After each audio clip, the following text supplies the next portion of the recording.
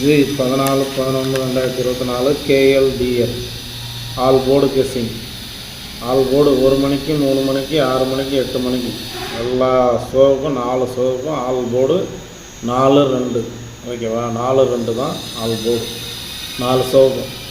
நேற்று கொடுத்ததுலேயும் பாரு 2 set pass ஆகிடுது. 3 மணியில் ஆல் போர்டு 2 செட்டு பாஸ், 4 ஷோவுக்கு 2 செட்டு பாஸ்.